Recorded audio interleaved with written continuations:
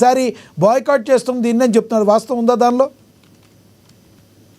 నిన్న మొదటగా మీరు అడిగిన ప్రశ్నకి ఏంటంటే, జగన్మోహన్ రెడ్డి గారు నిన్న ప్రెస్ మీట్ లో ఆయన వెళ్ళిన దానికో ఆయన విహారయాత్ర ఎంజాయ్ చేసిన దాని గురించో జగన్మోహన్ రెడ్డి గారి ఉద్దేశం కాదు. రాష్ట్రంలో ఇన్ని సమస్యలు పెట్టుకొని వీళ్ళు ఈ రాష్ట్ర సమస్యల్ని గాలికి వదిలేసి వీళ్ళు వెళ్ళి అక్కడ క్రికెట్ కాడ డాన్స్లు వేస్తూ ఎంజాయ్ చేస్తున్నారే, దాని గురించి జగన్మోహన్ రెడ్డి గారు ప్రజలకి తెలవాలని చెప్పని ఆ రోజు చెప్పడం జరిగింది. ఇంకొకటి కార్పొరేషన్ ఎన్నికల గురించి అని అన్నారు. ఈ రోజు చూస్తున్నాం, వాళ్ళు దాదాపుగా గవర్నమెంట్ లోకి వచ్చి 2 ఏళ్ళు అవుతుంది కార్పొరేషన్ ఎన్నికల టైంకి. ఈ రోజు వాళ్ళు ఇచ్చిన హామీలు సూపర్ 6 కావచ్చు, ఎటువంటిది వాళ్ళు అభూత కల్పన సూపర్ 6 అయిపోయిందని చెప్పని సంబరాలు కూడా చేసేసుకున్నారు. కానీ ప్రజలకైతే ఆ సూపర్ 6 అందలేదని చెప్పి అనేది ప్రజల అభిప్రాయం, మా అభిప్రాయము. ఎప్పుడైతే వీళ్ళు కార్పొరేషన్ ఎన్నికలకు వస్తారో అప్పుడు బుద్ధి చెప్దాం అని చెప్పని ప్రజలు సిద్ధంగా ఉన్నారు. ఇంకోటి వైఎస్ఆర్ కాంగ్రెస్ పార్టీ కూడా దాన్ని బహిష్కరించే పరిస్థితిలో లేవు. మా అధినాయకులు డిసైడ్ చేస్తారు మనం వెళ్ళాలా వద్దా అనేది. మా అధినాయకులు ఇంకా మేమైతే డిసైడ్ అవ్వలేదు. మా నాయకులైతే పోటీ చేయడానికి సంసిద్ధంగా ఉన్నారు. ఎందుకంటే ఈ తెలుగుదేశం పార్టీకి కూటమి ప్రభుత్వం చేసే అరాచకాల్ని తట్టుకోలేక ఈ రాష్ట్ర ప్రజలు ఇబ్బంది పడుతున్నారు. దానికోసం ఈ రోజు ఎప్పుడు ఎన్నికలు వచ్చినా వైఎస్ఆర్ కాంగ్రెస్ పార్టీకి ఓటు వేయాలని చెప్పనే ఆలోచనతో ప్రజలు ఉన్నారని చెప్పనేది మా ఉద్దేశం సార్. ఇంకొకటి సార్, ఏదైతే పక్క రాష్ట్రంలో మీకు తెలుసు, అంతకుముందు కూడా గతంలో తెలుసు, ఏదైతే అధికారంలో ప్రభుత్వం ఉంటుందో దానికి ఎక్కువగా అవకాశాలు ఉంటాయి లోకల్ బాడీ ఎలక్షన్లో. కానీ గతంలో అయితే 2019లో కొన్ని ఎలక్షన్లో మాత్రం వైసీపీకి కొంత గడ్డు పరిస్థితి అయితే ఎదురైంది. దాని పరిస్థితి ఆంధ్రప్రదేశ్ పరిస్థితి వేరు, తెలంగాణ పరిస్థితి వేరు అంటారా మీరు? ఆ పరిస్థితి అంటే సార్, ఇప్పుడు అక్కడ తెలంగాణ పరిస్థితి అనేది వాళ్ళు 1 సైడ్ గా చేసుకున్నారో ఏదో మాకు తెలియదు కానీ సార్, కానీ మేమైతే వీళ్ళు పెట్టే టార్చర్ కి వైఎస్ఆర్ కాంగ్రెస్ పార్టీ నాయకులు అలవాటు పడిపోయారు. వీళ్ళు చేసే జైళ్లు, కేసులు, అరెస్టులు, కొట్టించడాలు, వీటికి మేము వైఎస్ఆర్సీపీ నాయకులు రాట్ తెలిపారు సార్. సరే, ఇందాక మీరు ఒకటి మాట్లాడారు, ఏ నేతకైనా వ్యక్తిగత జీవితం అనేది ఉంటుంది కదా. తన వ్యక్తిగతంగా తన సొంత ఖర్చులతో వెళ్ళినప్పుడు ఎవరికైనా నేతకి అవకాశం ఉంటుంది కదా. గతంలో బెంగళూరు చాలాసార్లు మీ జగన్మోహన్ రెడ్డి గారు కూడా వెళ్ళారు. కేవలం వ్యక్తిగతంగా తన కొడుకుని తీసుకెళ్తే తప్పు పట్టాల్సిన అవసరం ఒక వైసీపీ అధినేతకు ఉందంటారా? దీనివల్ల మీ వైసీపీకి సెల్ఫ్ గోల్ పడిందని చాలా బయట టాక్ ఉంది, వాస్తవం ఉందా?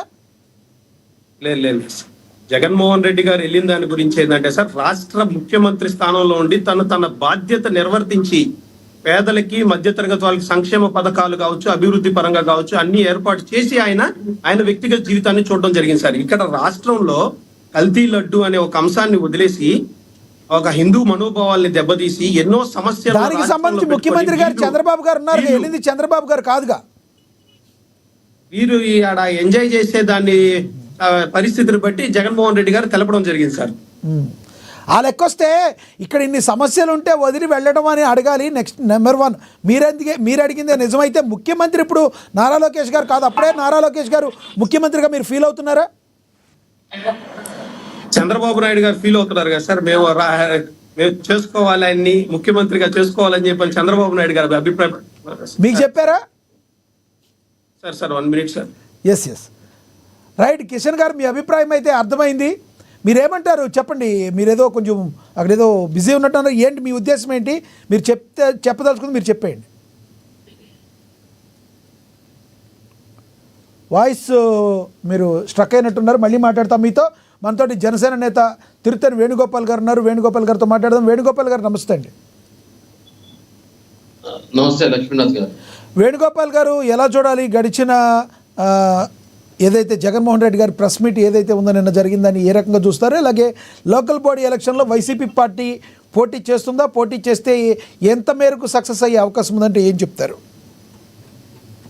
లక్ష్మీనాథ్ గారు, మీకు ఏ విధంగా తెలుగుదేశం పార్టీ నాయకులకి, వైఎస్ఆర్సీపీ నాయకులకి, ప్రేక్షకులకి, అమ్మ టీవీ ప్రేక్షకులకి అందరికీ నమస్కారం. నమస్తే సార్. నిన్న జగన్మోహన్ రెడ్డి గారు 3 hours కూర్చొని ఏదైతే అధికార పక్షాన్ని విమర్శిస్తూ కూర్చోడు.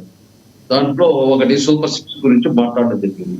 సూపర్ 6 ని నీరు గార్చాడు కూటమి ప్రభుత్వం, సూపర్ 6 ఇవ్వలేదు, సూపర్ 6 కి ప్రజల్ని మోసం చేశాడు, ప్యాంటు షర్ట్ వేసే చంద్రబాబు నాయుడు అన్నారు. అంటే ఈ రోజు నుంచి ఏదైతే కూటమి ప్రభుత్వం ఈ రోజు చంద్రబాబు నాయుడు గారు అయితేనేమి, పవన్ కళ్యాణ్ గారు అయితేమి, మోడీ గారు అయితేమి, ఒక కమిట్మెంట్ తో ముందుకు పోతూ ఈ రోజు తల్లికి వందనం, దీపం పథకం, ఆర్టీసీ స్త్రీ ఆర్టీసీ బస్సు ఉచితము, అదే అన్నదాతలకు, అదే విధంగా యువగలం ఈ రోజు డిఎస్సి కానీ, అదే విధంగా ఏదైతే ఉద్యోగాల కోసం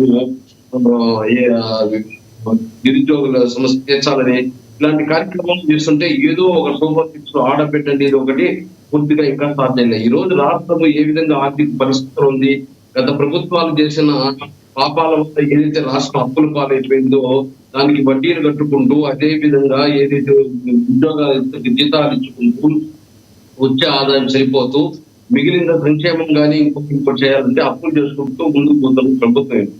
ఈ రోజు గత ప్రభుత్వాలు, అన్ని ప్రభుత్వాలు, ఒక వైఎస్ఆర్సీపీనే కాదు, అంతకుముందు ప్రభుత్వాలు, కాంగ్రెస్ పార్టీ కానీ, తెలుగుదేశం, అన్ని ప్రభుత్వాలు చేసిన అప్పులకి ఈ రోజు వడ్డీలు కట్టుకుంటూ వస్తా ఉన్నారు.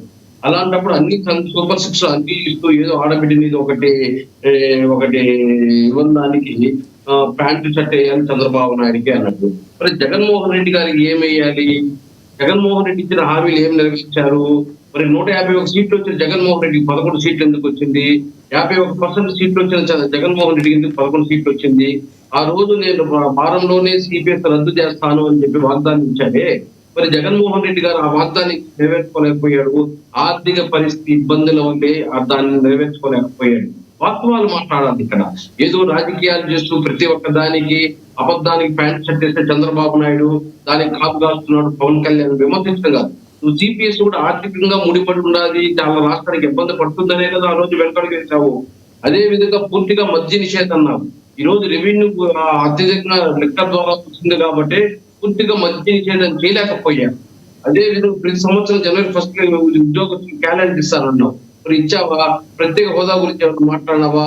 అమ్మఒడి ఇంట్లో ఎంతమంది ఉంటే అంతమందికి ఇస్తామని ఇచ్చావా?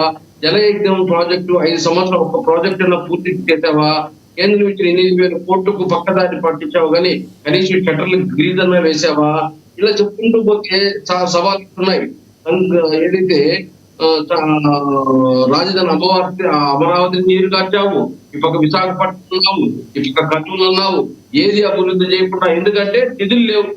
ఏదో ఒకటి చెప్పుకుంటూ 5 సంవత్సరాల కాలయాపన చేసుకుంటూ వచ్చావు. మరి నీకేమయ్యాలో ప్యాంట్ షర్ట్ రాష్ట్ర ప్రజలు చెప్పారు. 2024లో జగన్మోహన్ రెడ్డి గారి పార్టీకి, వైఎస్ఆర్ పార్టీకి ప్రజలు తొడిగారు. నువ్వు చెప్పిన వాగ్దానాలకి, నువ్వు ఇచ్చిన ఇసుకలో మాఫియా, మట్టిలో మాఫియా, మైన్స్ లో. సరే సార్, గతంలో జరిగిపోయింది. వేణుగోపాల్